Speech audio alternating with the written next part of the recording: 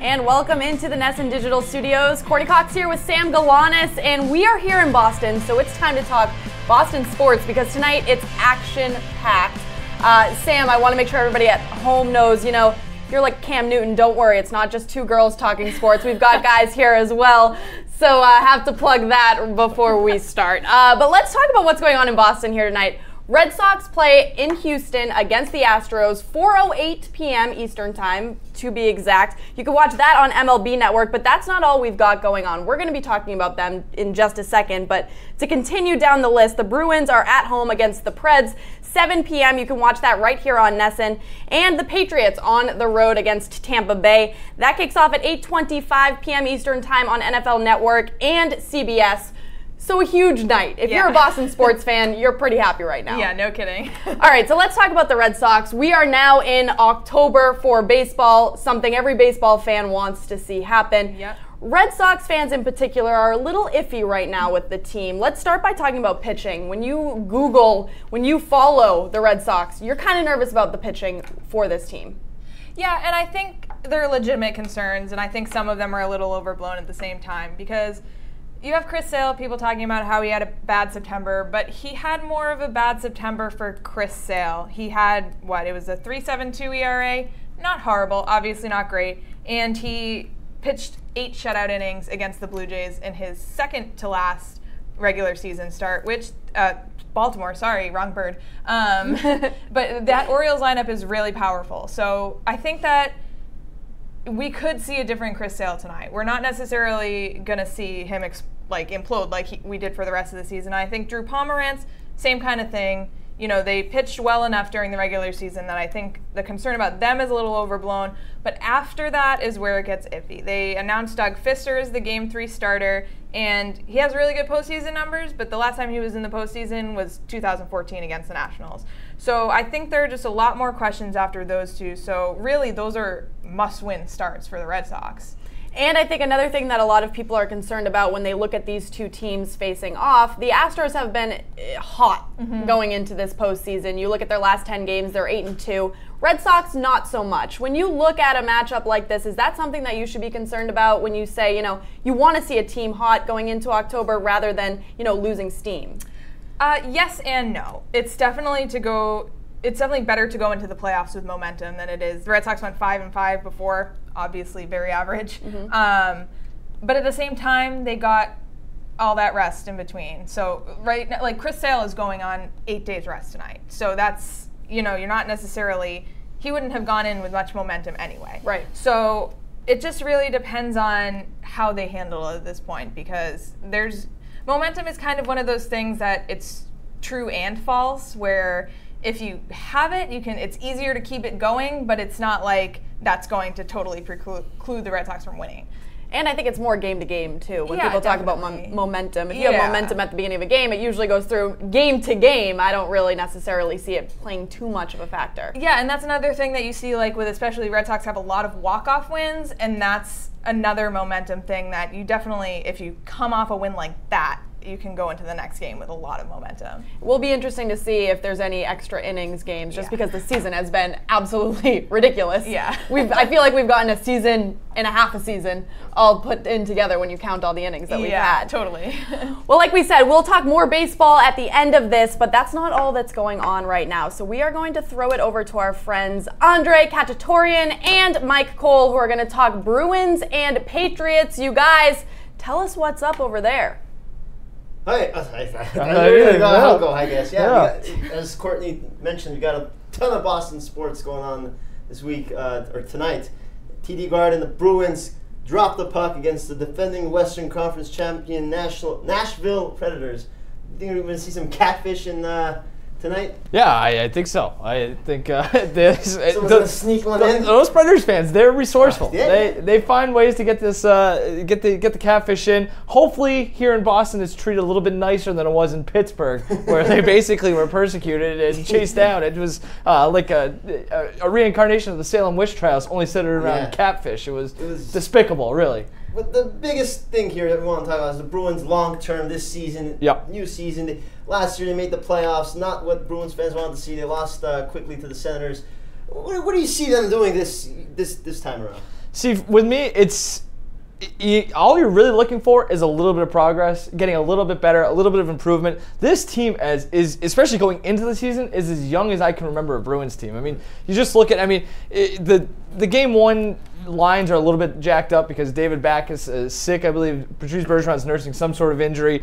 Torrey Krug's still out with his jaw injury. So a lot of guys kind of filling in early on. But, the thing I'm looking at is what kind of progression can these young guys make? You look at a guy like Anders Bjork, who had, a guy who played really well at Notre Dame, was a Hobey Baker finalist, had a great showing in the NCAA regionals, came to development camp, performed well, did well in the preseason, and now he finds himself on a line with Bergeron and Marchand. What can you get out of young guys like that?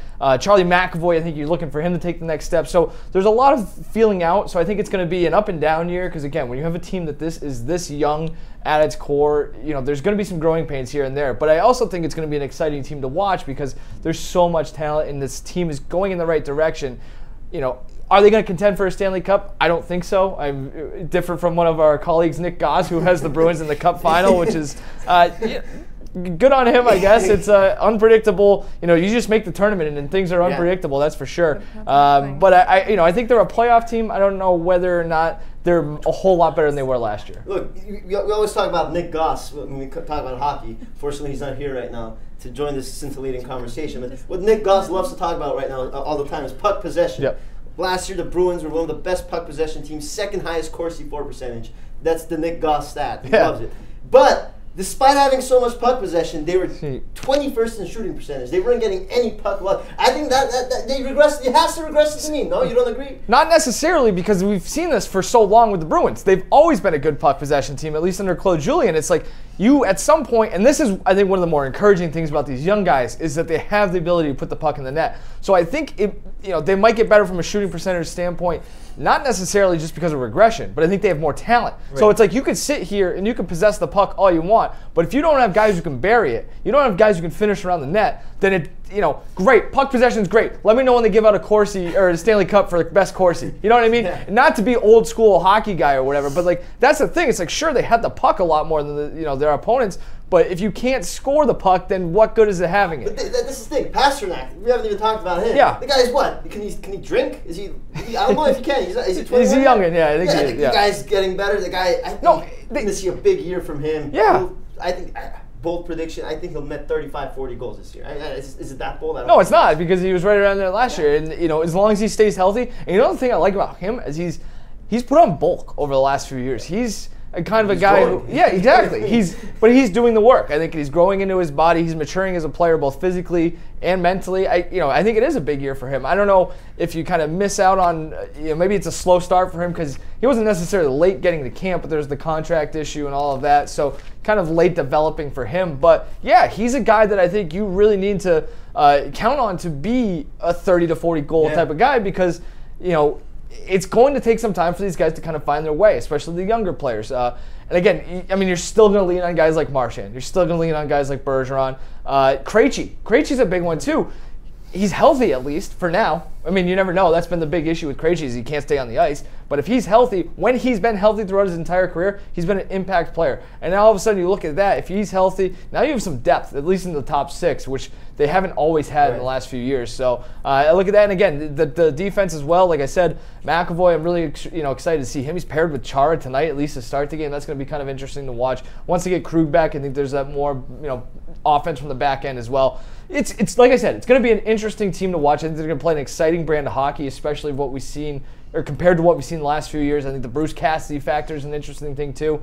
He's a guy who's good with young players. He's a guy who's coached a lot of these guys at Providence. So they've got the right ingredients. One of your favorite, you love ingredients. They have all the ingredients for a nice year, but I think you're just, expecting too much out of this team is a little bit foolhardy. But you just want them to take the next step and get a little bit better and kind of build towards something. I like that they're in the weaker division in the Eastern Conference. You look at the Metropolitan Division; it's stacked with so many good teams. You got the defending champs there and whatnot. But in their division, the Atlantic. Montreal's going to be good with Carey Price, but they have a lot of question marks. Injury question marks with Carey Price, too. He's been banged up last few years. Banged up. Ottawa, I think they take a step back. Yeah, I agree.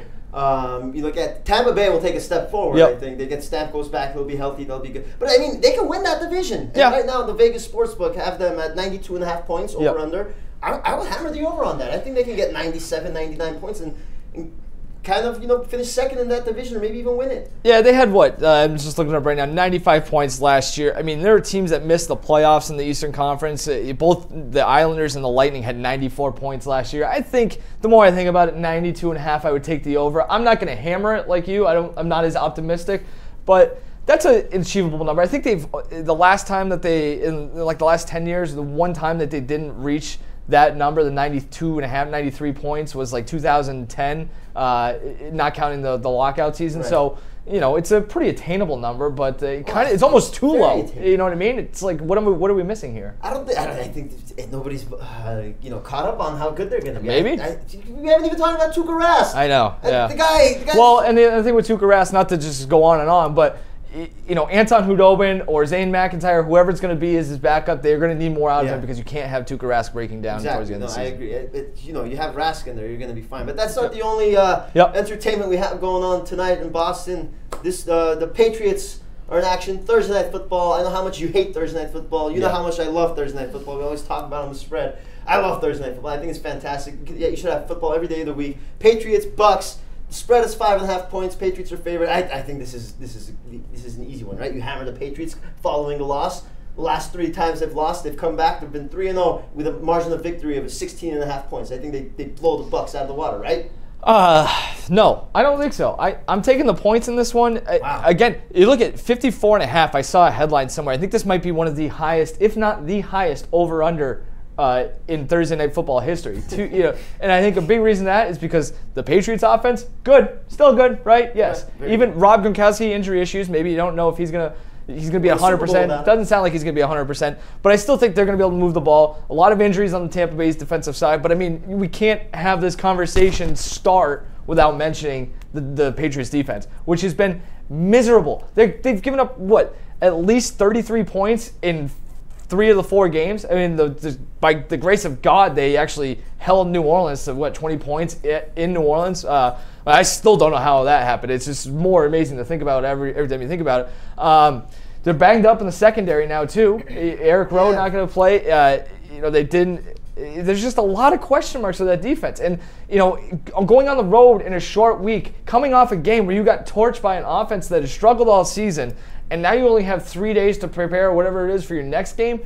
I'd like a little bit more time to kind of get ready for, kind of fix those issues. You know what strengthens your point is Doug Martin's back. Yeah. And I don't know necessarily what you can expect out of him in his first game back. My big issue, I guess, the thing that gives me apprehension, cause for concern about the Bucks, I'm not a big Jameis Winston guy. I think he turns the ball over way too much. But I still think the Patriots win this game, but I think it's a close game. I think it's a shootout. And if, I'm going to take the Patriots to win the game. If you're going back and forth, you're going to give me Tom Brady or Jameis Winston, I'll take Brady in a pinch down the stretch. Right. But I think, I do think that the Bucks are going to get their points, keep this game close. I think they stay within that 5.5.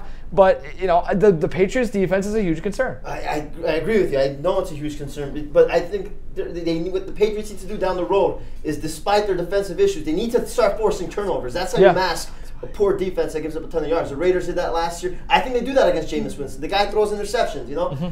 And the Patriots, they're just the team. They lose, they're going to come out. They're going to come out strong. I predict the 41-20 final.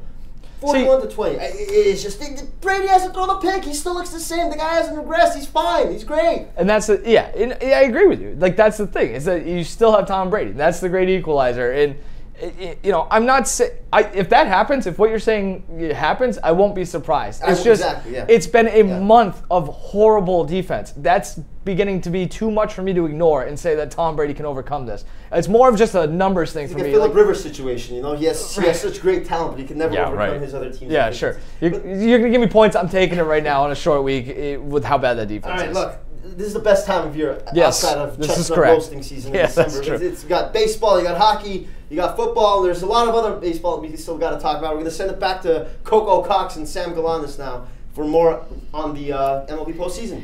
Thanks, guys. It's crazy to hear them talk because Andre is so loud and Mike is pretty loud. But Mike was very calm that time. That is true. That was very calm. But they're right. There is a lot of other baseball being played, and since it is the postseason, we've got to talk about things outside of the Red Sox and Astros facing off tonight 4:08 p.m. Eastern Time. Want to plug that one more time.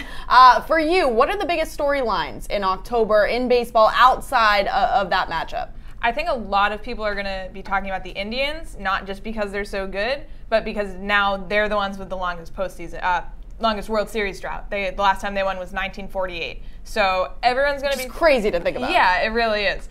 But yeah, so everyone's going to be talking about that and if they're going to be able to do it. And they definitely have a big advantage over the Yankees, so I do see them going to the ALCS. But as kind of an honorable mention, other topic, I think the Diamondbacks could wind up being a huge surprise because they won the season series over the Dodgers 11-8, outscored them 99-71, and won the last 6 games against them. So they've really had the Dodgers' number this year, and even though obviously the Dodgers had the best record in baseball, the Diamondbacks could win that series, I think, and go to the NLCS, and that would obviously be a huge storyline.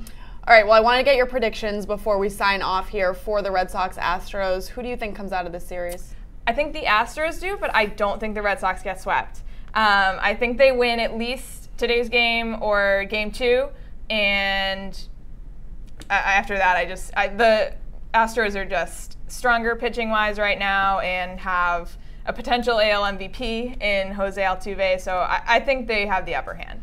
All right, well, there you have it from our gal pal here who knows all things baseball. But I want to reiterate where you can watch these games. Red Sox, like I said, on the road in Houston, 4:08 p.m. MLB Network. You can then watch the Bruins at 7 p.m. at home against the Preds on NESN right here. And then the Patriots on the road versus Tampa Bay, 8:25 p.m. Eastern, NFL Network and CBS. For Andre, Mike, Sam, I'm Courtney. Thanks for tuning in.